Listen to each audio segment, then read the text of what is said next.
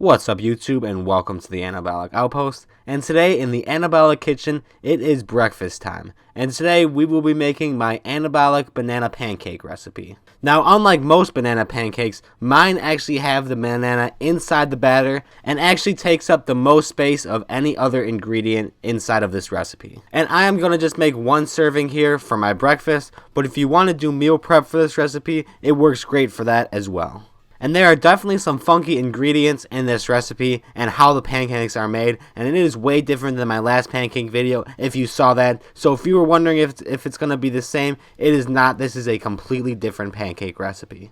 And one of the top reasons I actually have this recipe in place is for my bananas when they're about to go bad. If I notice my bananas are about to go bad, I will make this recipe when they're getting to the point when they're too brown and I don't want to eat them. But this recipe could also just be a solid switch up if you're looking for something different for breakfast in the morning. So getting into what you will need for this recipe, the first ingredient, like I said, are going to be the bananas. Now mine are pretty yellow here still, but like I said, you're going to want to have these be as ripe as possible. But if you want to make it with yellow bananas, it will still work. Next ingredient is going to be egg whites. And then 2 whole eggs. As always, you could substitute 100 grams of egg whites if you would like this to be even lower in calories. Next is going to be oats, fat-free cottage cheese, xanthan gum, your 0-calorie sweetener of choice. I am using sucralose, cinnamon, and fine baking powder. To make this pancake batter, you're going to be mixing it in a blender, and the first thing that I'm going to add in is the oats, and the reason for this is so that they can get ground up into oat flour. In total, I'm adding in 45 grams. And you also might as well add in the other dry ingredients to be blended up and mixed in with the oats that are turning into oat flour. And I'm sprinkling in some cinnamon right now for a total of 1 gram.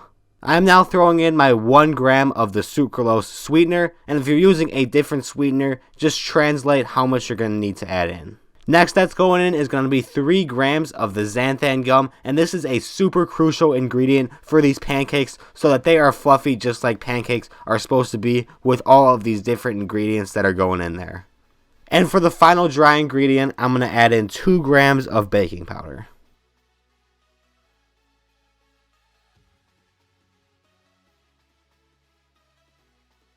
And now that all the dry ingredients are in there, you're going to go ahead and mix it up until the oats are transferred into a fine powdery form like oat flour should be. There shouldn't be any whole oat chunks in there at all.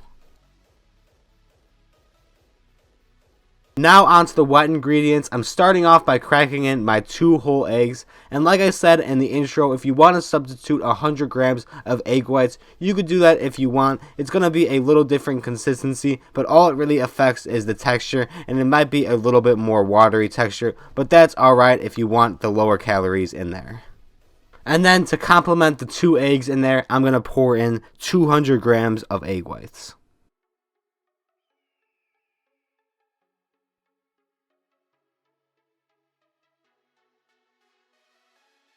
And it is now time to throw the bananas in there. And in total, you're going to need 220 grams of bananas. And as you can see here, these bananas are absolutely massive. And they ended up weighing over 300 grams. So I ended up just taking a bite and eating almost a whole half of a banana.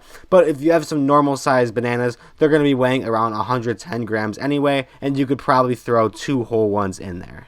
And of course, the riper the better on these bananas.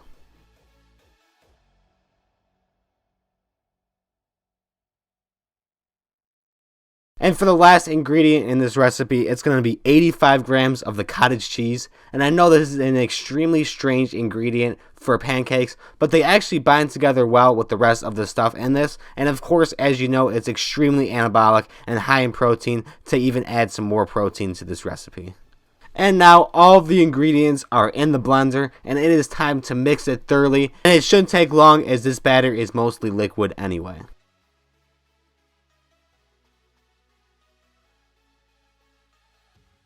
I am now fully blending this mix, and you could look in there to see the consistency that you're trying to get. It really should be kind of like a pudding consistency. And this batter can be cooked right away, but it is best if it is chilled in the fridge for at least a couple of hours. I usually end up making this batter the night before for the breakfast the next morning, or if you're going to do meal prep, just make it the night before and then you can cook for the entire week, or just have the batter on hand in your fridge for meal prep if you'd like to do that. But like I said, all it really is a consistency issue, and once it's cooled in the fridge overnight, it's a lot easier to form pancakes on the stovetop instead of the liquid just binding all over the pan, and then you end up just making one big pancake, which isn't unfortunate if you want that, but if you want little small pancakes, you're going to want to have it cool overnight.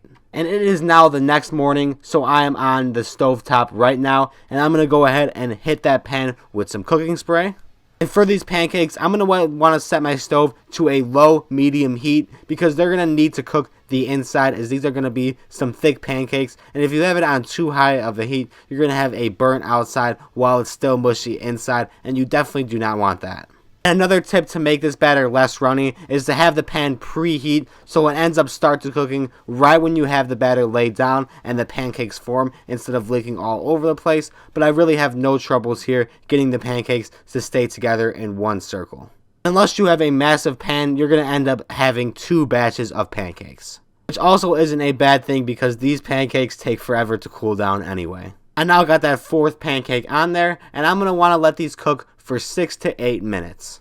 You can now see them start to rise up after it's about 8 minutes, and I'm going to take a peek with my spatula under to make sure that they are golden brown on the bottom, and I kind of messed up flipping this pancake here, not going to lie, but we could always do a double flip on that one so the batter still cooks that was on the top right now. Here is a better example for you all on how to execute a successful flip, and you can see that nice golden brown on the bottom of the pancakes, and I'm going to want to flip these over and cook them again for another 6 to 8 minutes, except that other one I'm going to flip it over again one more time to make sure that batter is consistently cooked. And even all of them, if you have a feeling that it is still moist on the inside, you might want to cook them for longer and cook them at a even lower temperature. Alright, after another flip on these are now done, and I'm going to go ahead and transfer them over the plate as they wait for the next batch. And a helpful tip is to stack them so that they retain their heat, but you should have no problem with heat as the inside of my pancake stack is still going to be steaming by the time the next batch is ready. So we can go ahead and redo the cooking spray so this next pancake doesn't stick.